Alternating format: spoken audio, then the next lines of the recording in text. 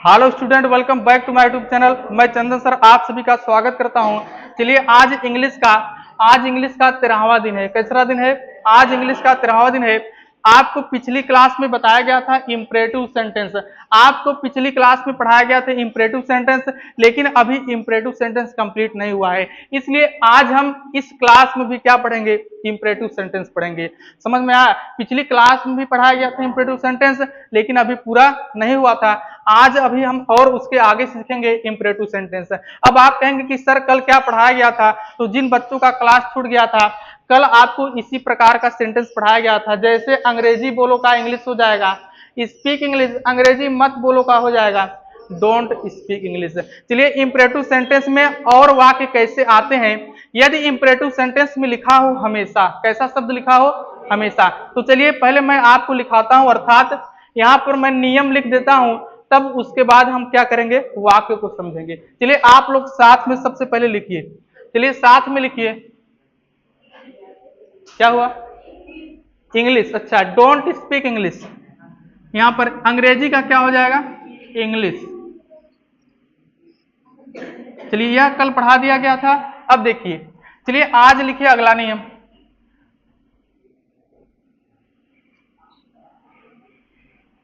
देखिए यदि, चलिए आप लोग साथ में लिखते रहिए। यदि यदि किसी वाक्य में यदि किसी वाक्य में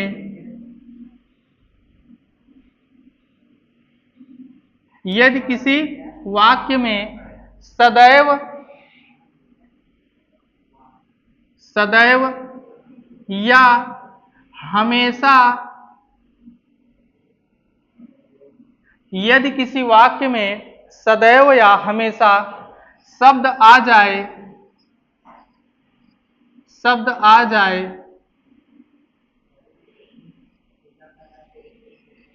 सदैव या हमेशा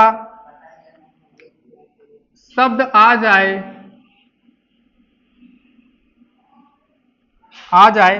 तो अनुवाद करते समय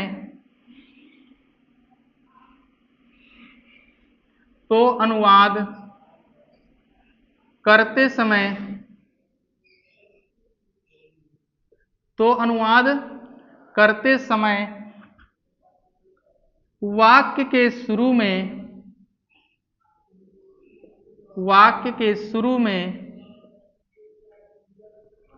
सदैव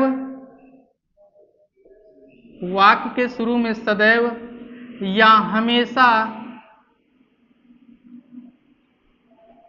सदैव या हमेशा शब्द की अंग्रेजी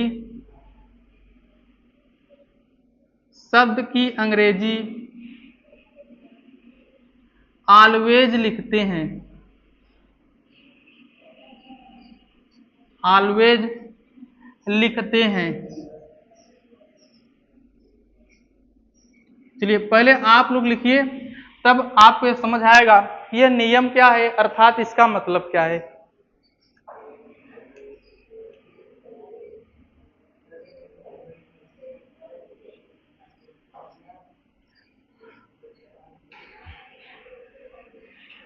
देखिए इसमें क्या लिखा गया है? लिखा गया है कि यदि किसी वाक्य में, जैसे यह दोनों आपको समझ आ गया था कि अंग्रेजी बोलो स्पीक इंग्लिश, अंग्रेजी मत बोलो डोंट स्पीक इंग्लिश। अब ऐसा वाक्य रहेगा ना जिसमें ऐसा लिखा रहेगा, जैसे यदि किसी वाक्य में सदैव या हमेशा शब्द आ जाए तो अनुवाद करते समय, अनुवाद का मतलब ट्रांसलेशन, तो ट्रांसलेशन करते समय वाक्य के शुरू मतलब शुरुआत में सदैव या हमेशा शब्द की अंग्रेजी ऑलवेज लिखते हैं। देखिए समझेंगे कैसे?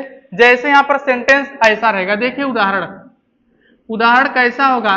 उदाहरण में लिखा होगा कि अंग्रेजी हमेशा बोलो। क्या लिखा रहेगा? अंग्रेजी हमेशा बोलो। अंग्रेजी हमेशा बोलो। चलिए अंग्रेजी हमेशा बोलो, अर्थात हमें अंग्रेजी हमेशा बोलना है।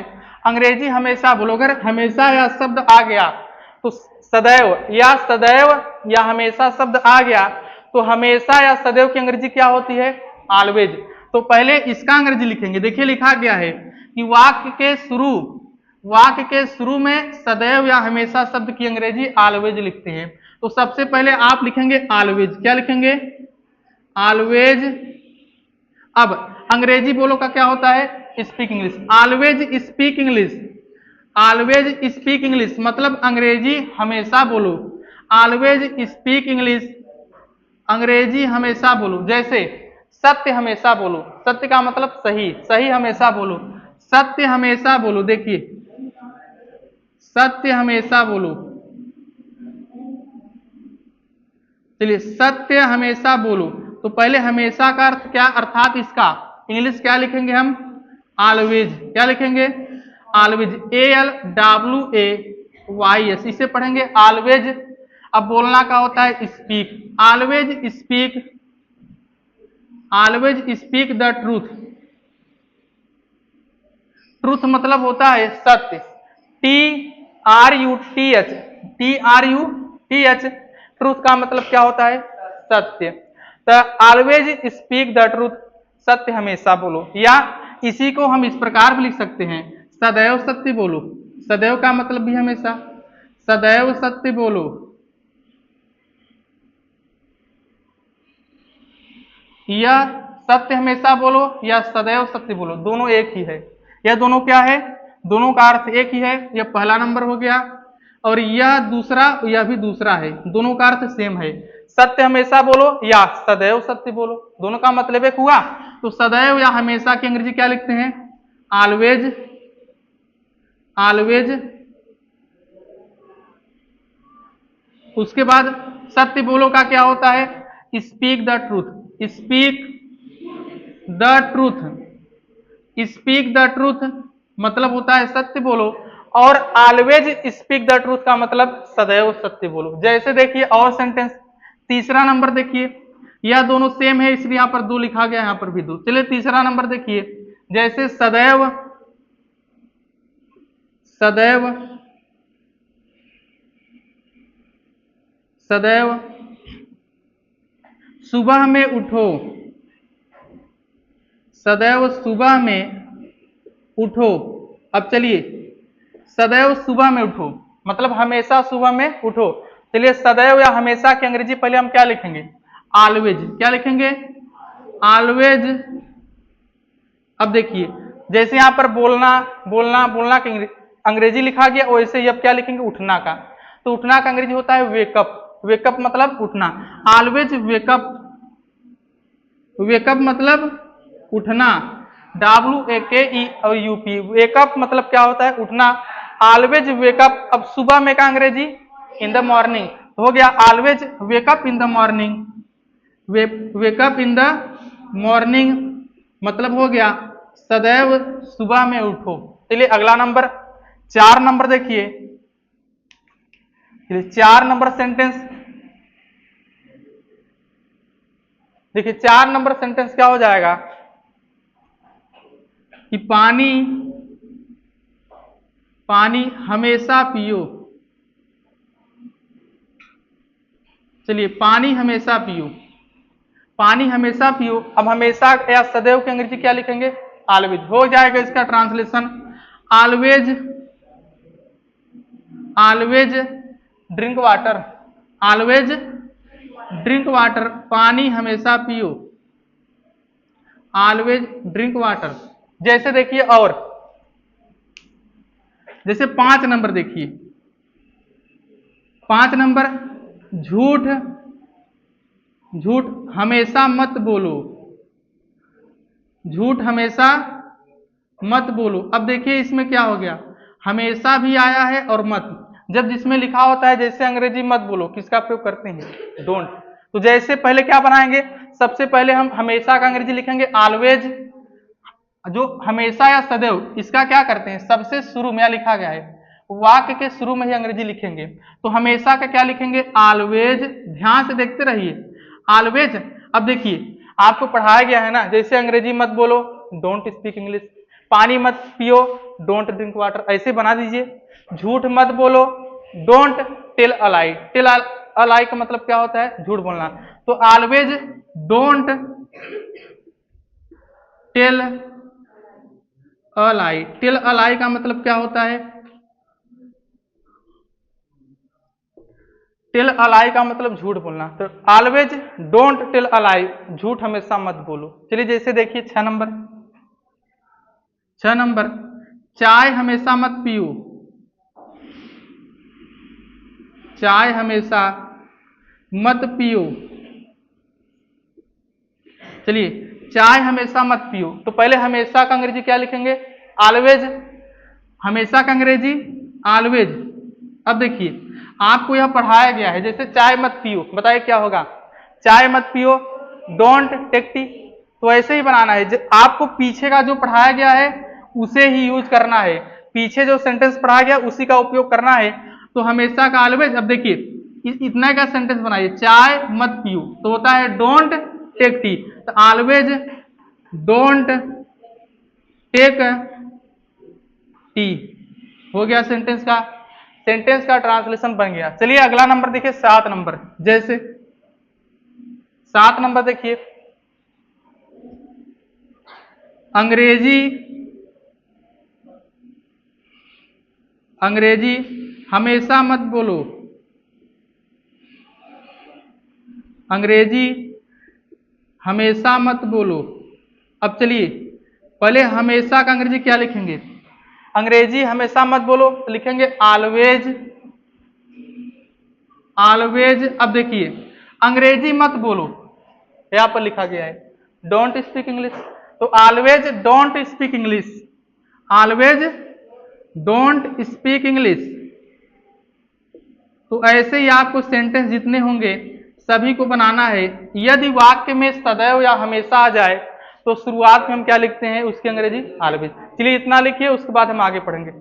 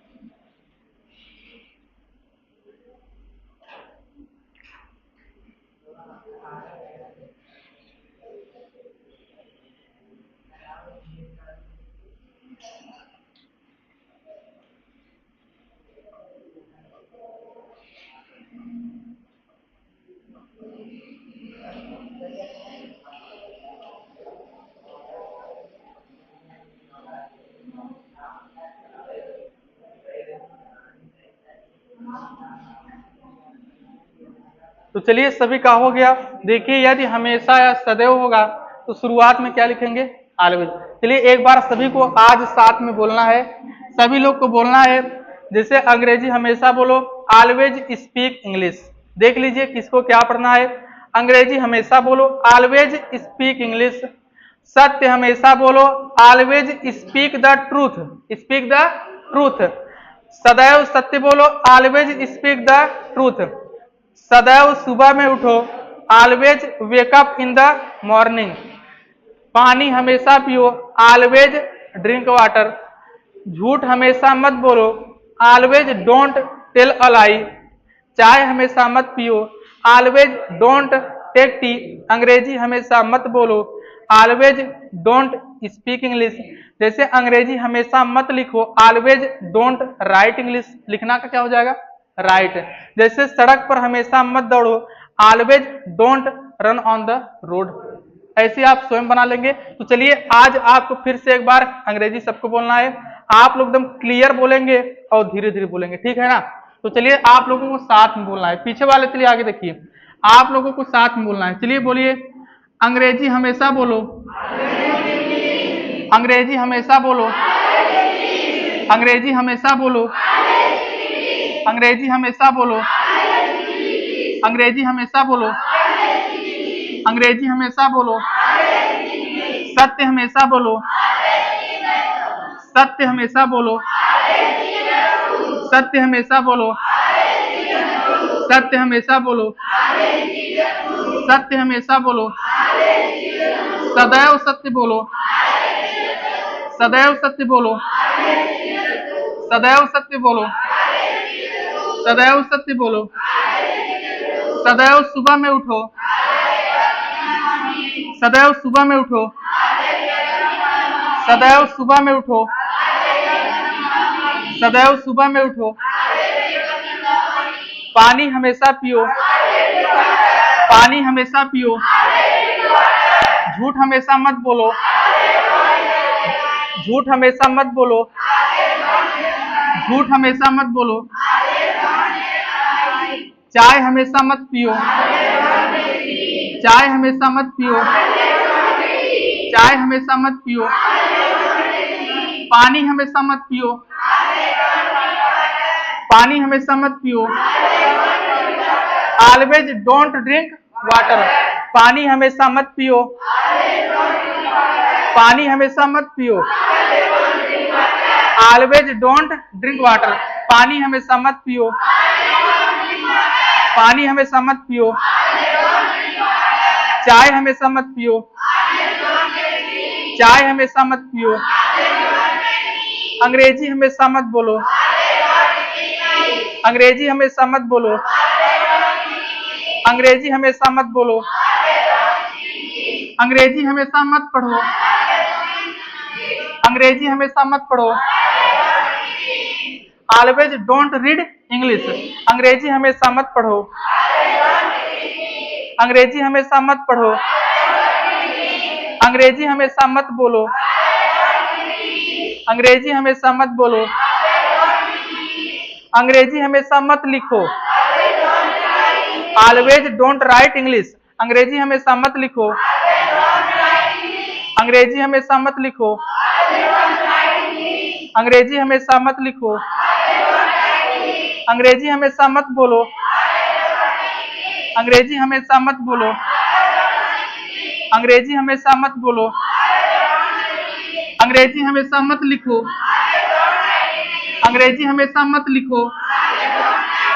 Always don't write English. अंग्रेजी हमेशा मत लिखो, अंग्रेजी हमेशा मत लिखो। सड़क पर हमेशा मत दौड़ो, always don't run on the road. सड़क पर हमेशा मत दौड़ो, सड़क पर हमेशा मत दौड़ो, सड़क पर हमेशा मत दौड़ो। झूठ हमेशा मत बोलो, ऑलवेज डोंट टेल अ लाई। झूठ हमेशा मत बोलो, झूठ हमेशा मत बोलो, झूठ हमेशा मत बोलो, झूठ हमेशा मत बोलो, झूठ हमेशा मत बोलो। झूठ हमेशा बोलो, झूठ हमेशा बोलो, ऑलवेज टेल अ लाई, झूठ हमेशा बोलो, झूठ हमेशा बोलो, ऑलवेज टेल अ लाई, झूठ हमेशा बोलो, झूठ हमेशा बोलो, झूठ हमेशा मत बोलो, झूठ हमेशा मत बोलो, झूठ हमेशा मत बोलो, फूल हमेशा मत तोड़ो, ऑलवेज डोंट प्लक फ्लावर, फूल हमेशा मत तोड़ो, फूल हमेशा मत तोड़ो, फूल हमेशा मत तोड़ो, ऑलवेज डोंट प्लक फ्लावर, फूल हमेशा मत तोड़ो, फूल हमेशा मत तोड़ो, अंग्रेजी हमेशा मत बोलो। अब स्वयं बनाना है, खुद से बनाइए, इसमें मत देखिए, खुद से बनाइए।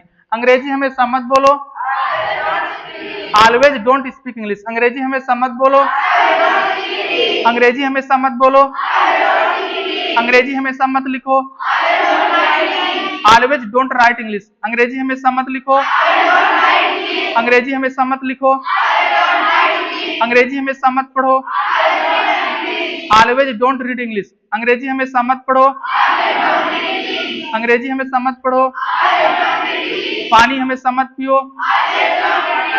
ऑलवेज डोंट ड्रिंक वाटर, पानी हमेशा मत पियो, पानी हमेशा मत पियो, चाय हमेशा मत पियो, चाय हमेशा मत पियो, सड़क पर हमेशा मत दौड़ो, always don't run on the road, सड़क पर हमेशा मत दौड़ो, सड़क पर हमेशा मत दौड़ो, सड़क पर हमेशा मत दौड़ो, अंग्रेजी हमेशा बोलो, अंग्रेजी हमेशा बोलो, अंग्रेजी हमेशा बोलो, सत्य हमेशा बोलो, सत्य हमेशा बोलो, ऑलवेज स्पीक द ट्रूथ, सत्य हमेशा बोलो, सत्य हमेशा बोलो, सत्य हमेशा बोलो, सदैव सत्य बोलो, सदैव सत्य बोलो, सदैव सत्य बोलो, सदैव सत्य मत बोलो, always don't speak the truth, सदैव सत्य मत बोलो, सदैव सत्य मत बोलो, सदैव सुबह में उठो, always wake up in the morning, सदैव सुबह में उठो,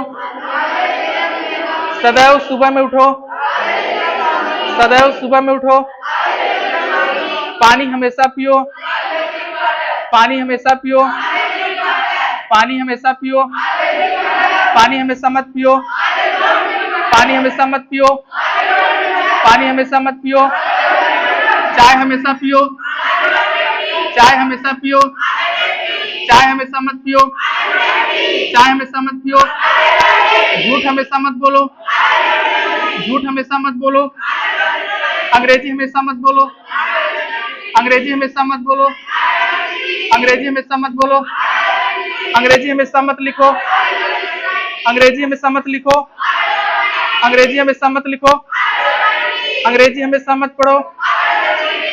चलिए अब आगे देखेंगे, ठीक है ना।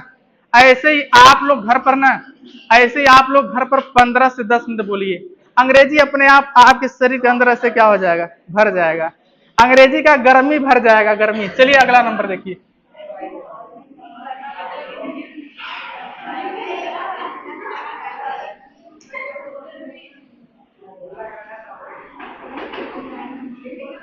चलिए अब इसके नीचे लिखिए, देखिए आज फिर से सभी को अंग्रेजी आने लगेगा। जिन विद्यार्थी को अंग्रेजी में 0 है, जो स्टूडेंट अंग्रेजी में 0 है, वह 0 से क्या बन जाएगा, 0। चलिए आगे देखिए, अभी इंपरेटिव सेंटेंस, अभी इंपरेटिव सेंटेंस पूरा नहीं हुआ है, इंपरेटिव सेंटेंस में अभी और चीज बाकी है। देखिए क्या बाकी है, चलिए साथ में सभी लोग लिखिए, यदि यदि कोई कार्य, और आप लोग फेयर बना लीजिए, एक कॉपी में शुरू से लेकर अंत तक लिखिए, कॉपी बना लीजिए, नहीं तो अंग्रेजी में मैं आपको 3 से 4 महीने में इतना सारा चीज पढ़ा दूंगा ना, आप लोग क्या करेंगे, पीछे का सब पीछे का आप लोग भूल जाएंगे। आप लोग भी 13 दिन हुआ है, 13 दिन में अंग्रेजी में ना जाने आप लोगों ने क्या क्या पढ़ लिया है। अंग्रेजी में आप लोगों के पास ना बहुत सारा क्या गया है, ब्रह्मास्त्र, आपके पास अस्त्र शस्त्र और ब्रह्मास्त्र भी आ गया है। चलिए देखिए, यदि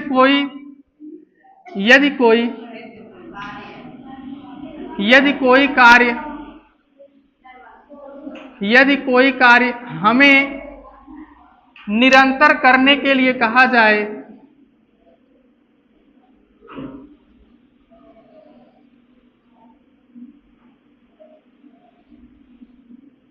चलिए क्या लिखा गया है, यदि कोई कार्य हमें निरंतर करने के लिए कहा जाए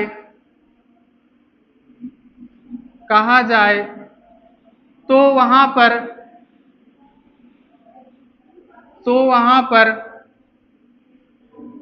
कीप KEEP, तो वहां पर कीप या रीमेन या बी का प्रयोग करते हैं,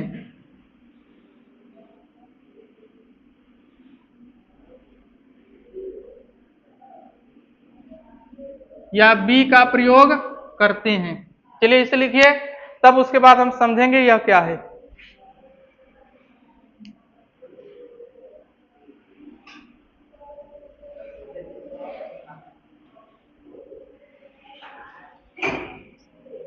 चलिए देखिए, लिखा गया है, यदि कोई कार्य हमें निरंतर करने के लिए कहा जाए। निरंतर का मतलब आप काम को करते ही, निरंतर को इंग्लिश में कहते हैं कंटिन्यू। क्या कहते हैं? जैसे मैं कह दूं कि कंटिन्यू आप बोलते रहिए, सभी लोग शांत रहिए। जैसे मैं कह दूं कि आप लोग कंटिन्यू लिखते रहो, कंटिन्यू का मतलब अब रुको मत, लिखते ही रहो। तो इसमें क्या है, यदि कोई कार्य हमें निरंतर करने के लिए कहा, निरंतर का मतलब कंटिन्यू करने के लिए कहा जाए, तो वहां पर कीप KEEP, कीप या रीमेन REMAIN, इससे पढ़ेंगे रीमेन, या BE, इसे पढ़ेंगे कीप, रीमेन या बी का प्रयोग करते हैं। देखिए इसका मतलब क्या है, जैसे हमने इंपरेटिव सेंटेंस लिखिए। इंपरेटिव सेंटेंस मैं आपको कंप्लीट पढ़ा रहा हूं। बहुत सारे लोग आपको इंपरेटिव सेंटेंस क्या करेंगे, थोड़ा सा पढ़ाकर क्या करेंगे, खत्म कर देंगे। लेकिन मैं जो टॉपिक पढ़ाऊंगा ना, आपको पूरा कंप्लीट पढ़ाऊंगा। यदि कोई कार्य हमें निरंतर करने के लिए कहा जाए, निरंतर का मतलब ध्यान दीजिए। जैसे मैं कह दूं कि बैठ जाओ, ध्यान से देखिए, हमने ऐसा सेंटेंस पढ़ा है कि बैठ जाओ। क्या पढ़ा है? तो बैठ जाओ, ऐसा सेंटेंस आप लोगों को बताया गया है कि बैठ जाओ, इसका होता है सिट डाउन, बैठ जाओ। जैसे पानी पियो, ध्यान से देखिए, बैठ जाओ, अगला नंबर पानी पियो, इसका भी आपको सेंटेंस बताया गया है, ड्रिंक वाटर। लेकिन अब ऐसा कार्य होगा, अर्थात यदि कोई कार्य हमें निरंतर करने के लिए कहा जाए, निरंतर का मतलब जैसे अब बोला जाएगा बैठे रहो। क्या बोला जाएगा? अब देखिए, कोई आदमी आपसे कह रहा है कि बैठे रहो, इसका मतलब आप बैठे ही रहिए। काम हमारा क्या रहेगा, निरंतर रहेगा ना। जैसे पानी पीते रहो, सड़क पर चलते रहो, और काम रुकना नहीं चाहिए। क्या होना चाहिए? निरंतर मतलब काम जारी रहना चाहिए। अब हम ऐसा वाक्य पढ़ेंगे जिसमें काम जारी रहे। जैसे बैठे रहो, आपसे बोला जा रहा है आप बैठे रहो, उठना मत, क्या करना, बैठे रहो। यदि ऐसा वाक्य आ जाए, जैसे बैठे रहो, यदि बोला जाए बैठ जाओ का अंग्रेजी होगा सिट डाउन, लेकिन बैठे रहो का अंग्रेजी होगा, ध्यान से देखिए, लिखेंगे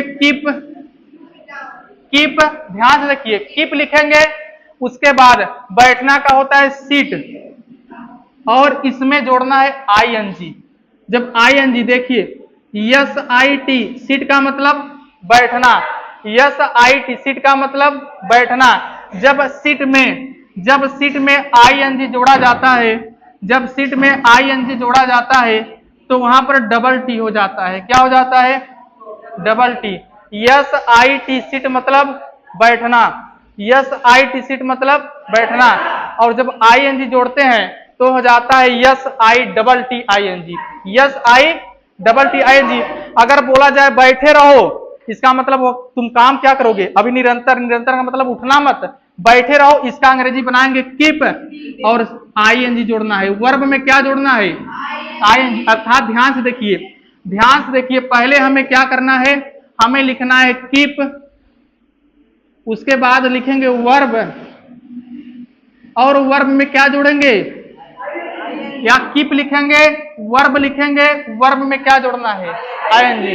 ऐसे या तो कीप लिखिए या रिमेन, क्या लिखेंगे, रिमेन लिखिए प्लस वर्ब लिखिए। वर्ब का मतलब काम, पढ़ना लिखना देखना, इसी को वर्ब कहते हैं। रिमेन प्लस वर्ब और प्लस क्या जोड़ना है, आईएनजी। ट्रांसलेशन इसका 3 तरह से बनाया जाएगा। या आप लिखेंगे बी, क्या लिखेंगे, be plus verb, be plus verb और प्लस आईएनजी। 3 तरह से सेंटेंस बनाया जाता है। जैसे ध्यान से देखिए, जैसे मैं कह दूं कि बैठे रहो, ध्यान से देखिए यहां पर, जैसे बैठे रहो, बैठे रहो, चलिए बैठे रहो का अंग्रेजी होगा, पहले हम लिखेंगे कीप, क्या लिखेंगे, कीप लिखेंगे, कीप। उसके बाद वर्ब, वर्ब है सीट, तो सीट, अब सीट में क्या जोड़ना है, आईएनजी। जब सीट में आईएनजी जोड़ा जाता है तो डबल टी हो जाता है। कीप सीटिंग, कीप सीटिंग, बैठे रहो, कीप सीटिंग, बैठे रहो। या इसी का ट्रांसलेशन होगा रिमेन सीटिंग, क्या होगा, रिमेन सीटिंग, रिमेन सीटिंग तब भी हो जाएगा बैठे रहो, बी सीटिंग तब भी हो जाएगा बैठे रहो। तो ऐसे वाक्यों का 3 तरह से ट्रांसलेशन किया जाता है। जैसे आपसे बोला जाए कि मैं जा रहा हूं बाजार, तुम सोते रहना, अर्थात तुम सोते रहो। मैं बाजार जा रहा हूं, तुम सोते रहो, तो सोते रहो का अगर बोला जाए सोते रहो, कोई यदि आपके पापा या मम्मी बोल रहे हैं कि सोते रहो, क्या बोलेंगे, सोते रहो। अब क्या लिखेंगे, keep, keep sleeping, yes L double E P जोड़ेंगे आईएनजी, कीप स्लीपिंग। या इसी का ट्रांसलेशन होगा रीमेन स्लीपिंग। 3 तरह से ट्रांसलेशन, यह भी सही माना जाएगा, यह भी सही माना जाएगा और यह भी सही माना जाएगा, रीमेन स्लीपिंग, रीमेन स्लीपिंग। या इसी का हो जाएगा बी स्लीपिंग, बी स्लीपिंग। जैसे अगला नंबर, अगला नंबर ध्यान से देखो, शराब पीते रहो, अगला नंबर, अगला नंबर शराब पीते रहो, शराब पीते रहो। चलिए शराब पीते रहो हो जाएगा कीप, कीप ड्रिंकिंग। देखिए जैसे यहां पर बैठना का, सोना का, वैसे पीना का लिखेंगे। शराब पीते रहो, keep drinking, keep drinking. Verb में क्या जोड़ना है, आईएनजी। जो विद्यार्थी यहां पर देखागा सभी समझ आएगा। कीप ड्रिंकिंग वाइन, वाइन मतलब WINE। कीप ड्रिंकिंग वाइन, शराब पीते रहो। रीमेन ड्रिंकिंग वाइन, शराब पीते रहो। बी ड्रिंकिंग वाइन, शराब पीते रहो। चलिए अगला, अंग्रेजी बोलते रहो, अंग्रेजी, अंग्रेजी बोलते रहो, अंग्रेजी बोलते रहो हो जाएगा कीप। ध्यान से देखिए, कीप, अब क्या बोलना होता है, स्पीक, तो keep speaking, keep speaking English. देखिए 3 तरह से इसका ट्रांसलेशन होगा। कीप स्पीकिंग इंग्लिश, अंग्रेजी बोलते रहो। रीमेन स्पीकिंग इंग्लिश, अंग्रेजी बोलते रहो। और बी स्पीकिंग इंग्लिश, अंग्रेजी बोलते रहो। चलिए पूरा लिखिए पहले आप लोग।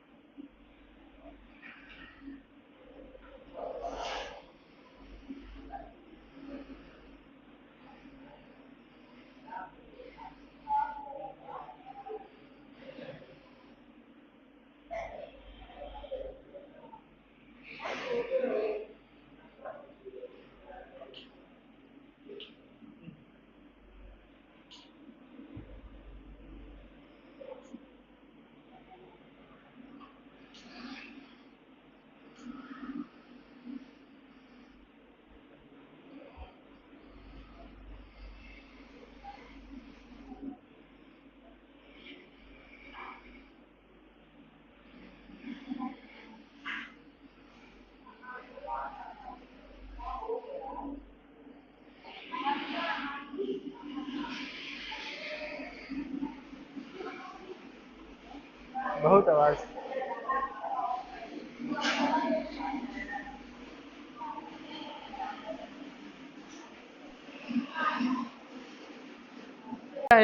लिखा गया है यदि वाक्य के अंत में दो शब्द आ जाए, क्या लिखा रहेगा?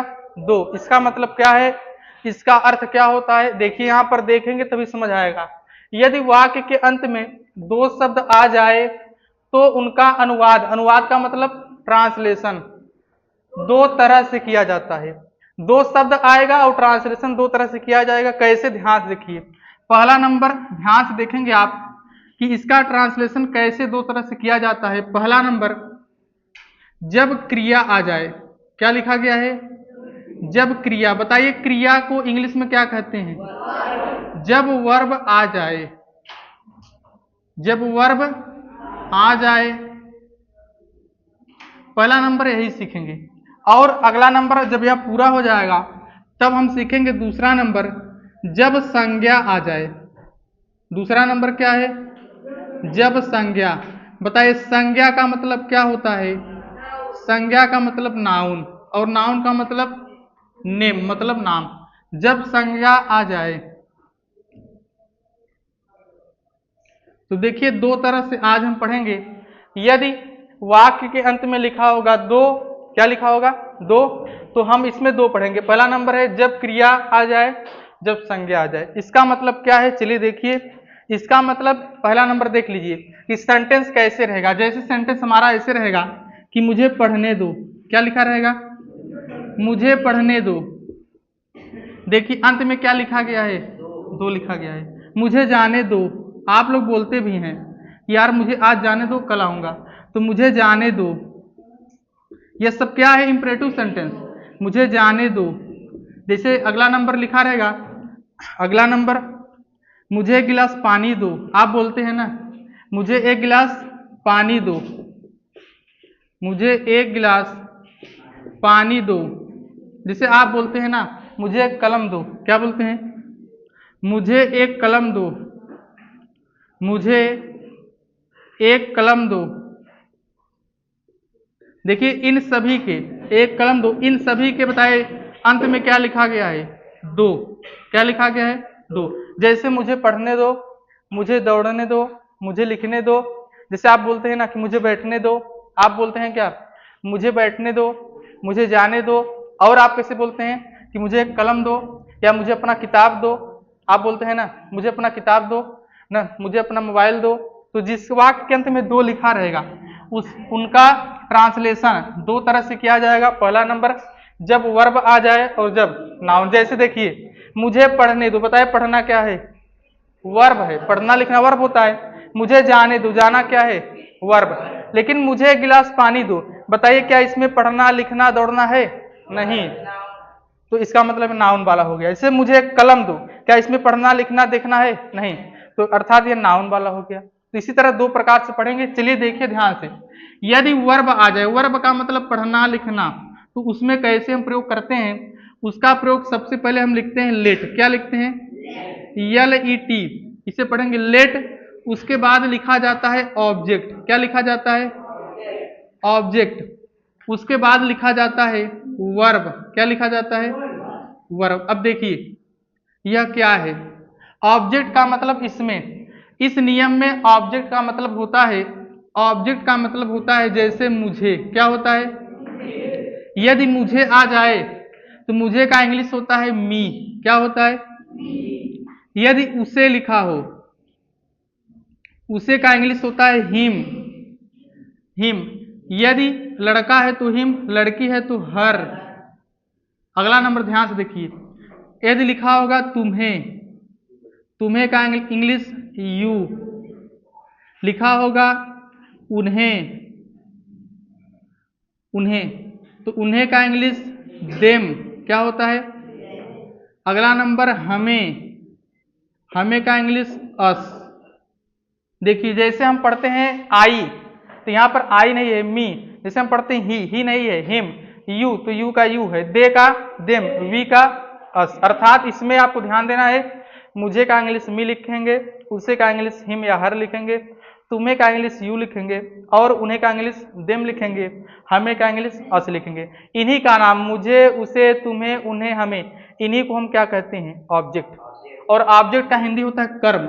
लेट का हिंदी मतलब लेट जो है, लेट को लेट ही लिखेंगे, ऑब्जेक्ट कर्म लिखते हैं, वर्ब को क्रिया लिखते हैं। तो आप क्या करेंगे, बस ये आप जानिए। क्या जानेंगे? पहले हम लेट लिखेंगे, उसके बाद क्या लिखेंगे? उसके बाद ऑब्जेक्ट। ऑब्जेक्ट क्या है हमारा? मुझे, उसे, तुम्हें, उन्हें, हमें। अगला नंबर क्या लिखेंगे?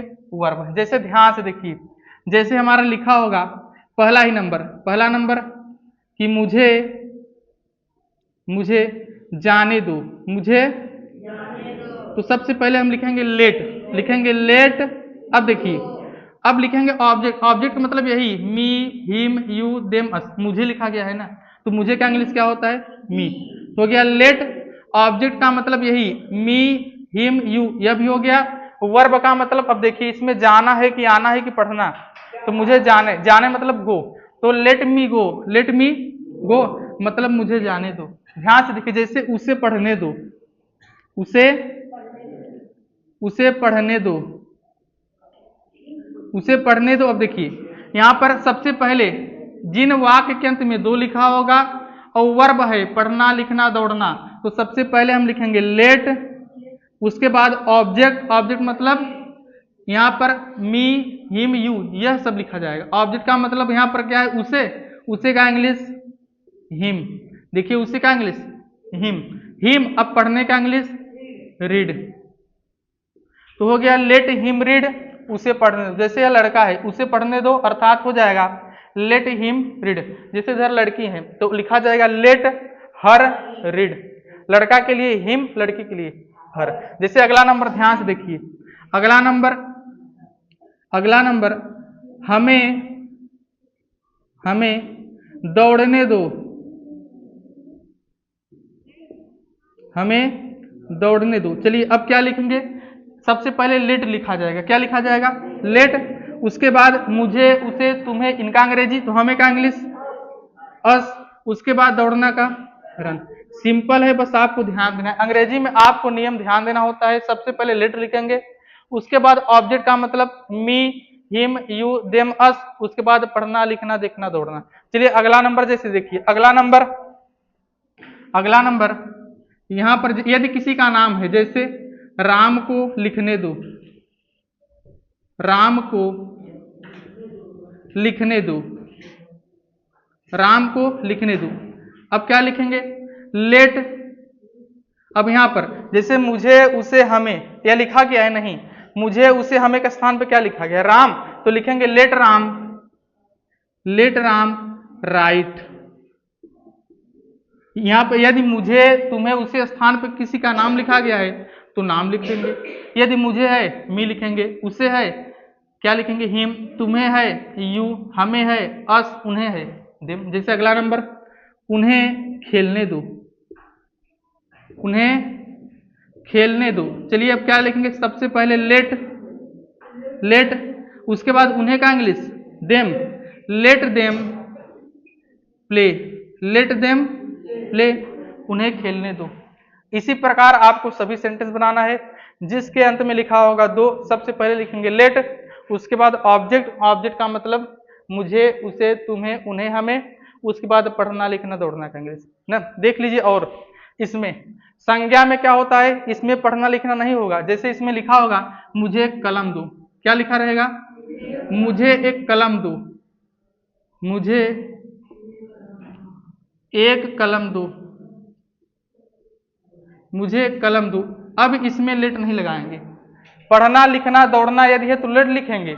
यदि उसमें पढ़ना, लिखना, दौड़ना अर्थात जिस वाक्य में वर्ब नहीं होगा, जिस वाक्य में वर्ब नहीं होगा उसमें लेट का प्रयोग नहीं करेंगे। उसमें देना का अंग्रेजी गिव, गिव मतलब देना होता है, तो दो का अंग्रेजी इसमें लिखा जाता है गिव। तो इसका स्ट्रक्चर क्या होता है? लिखा जाएगा गिव, गिव, उसके बाद यही लिखेंगे ऑब्जेक्ट, ऑब्जेक्ट, उसके बाद यहां पर वर्ब है तो यहां पर लिखेंगे नाउन। नाउन का मतलब कॉपी, किताब, कलम। देखिए ध्यान से, मुझे कलम दो, अब जहां पर लेट लिखा जाता है वहां पर लिखा जाएगा गिव, गिव मी। देखिए यहां पर भी मी है। बस लेट के स्थान पे गिव, गिव मी एक कलम, गिव मी अ पेन, गिव मी अ पेन, मुझे एक कलम दो। जैसे अगला नंबर, मुझे अपना कलम दो, मुझे अपना कलम दो, मुझे अपना कलम दो। अब देखिए, इसमें जब कापी कलम किताब आ जाए तो सबसे पहले लेट नहीं लिखेंगे, क्या लिखेंगे? गिव। अब मुझे उसे तुम्हें, जैसे इसमें मी हिम, उसी प्रकार इसी में गिव मी, गिव मी। अब अपना कलम, अपना कलम का इंग्लिश होता है योर पेन, योर पेन, अपना कलम का इंग्लिश होता है your pen. Give me your pen, अपना कलम दो, गिव मी योर पेन, अपना कलम दो।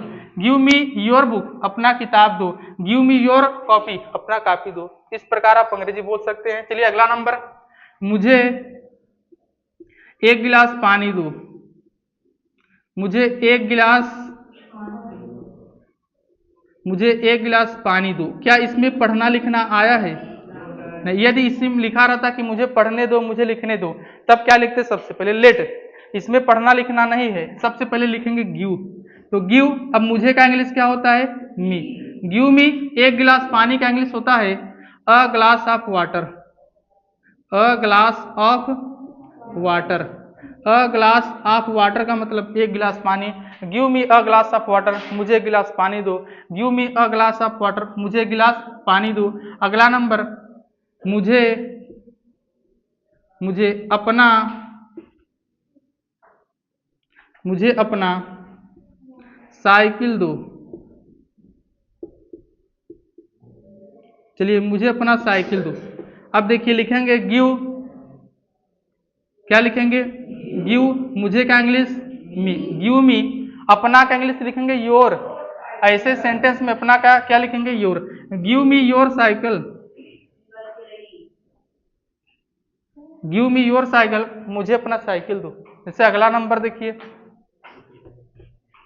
हमें, हमें हमें अपना, हमें अपना पैसे दो, अर्थात पैसा दो, हमें अपना पैसा दो। अब देखिए, हमें अपना पैसा दो, लिखेंगे गिव। अब हमें का इंग्लिश क्या होता है? यहां पर लिखा गया अस, गिव अस, गिव अस, अपना पैसा योर मनी, योर मनी। तो देखिए, दोनों में अंतर यही है, इसमें पढ़ना लिखना होता है लेट लिखेंगे, जिसमें पढ़ना लिखना दौड़ना नहीं होता है उसमें क्या लिखेंगे? गिव। चलिए पूरा लिखिए।